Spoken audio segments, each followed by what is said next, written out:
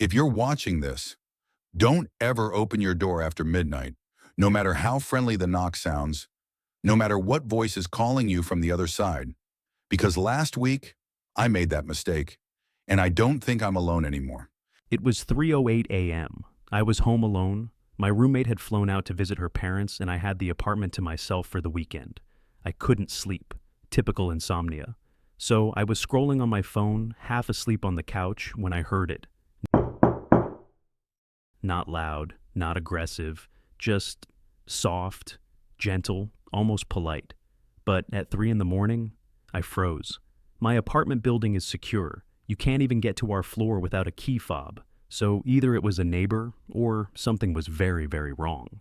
I crept to the door, didn't open it, just listened. Nothing, no footsteps, no voice, just this horrible feeling in my stomach, like I was being watched.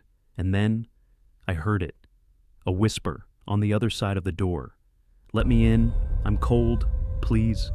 The voice didn't sound right. It was off, too calm, like someone trying to sound scared, but not quite pulling it off.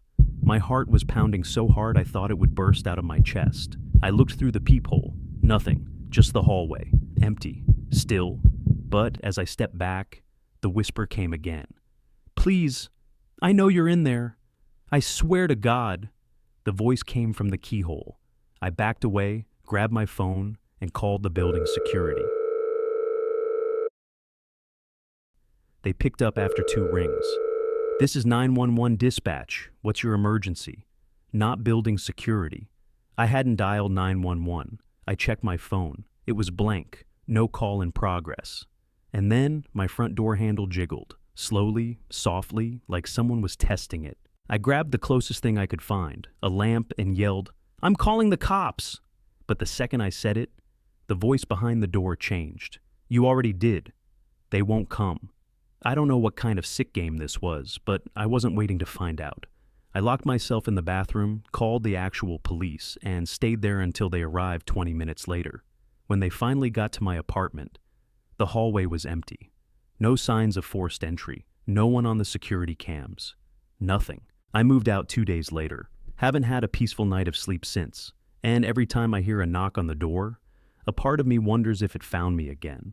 So, if you ever hear a knock at 3 a.m., don't answer.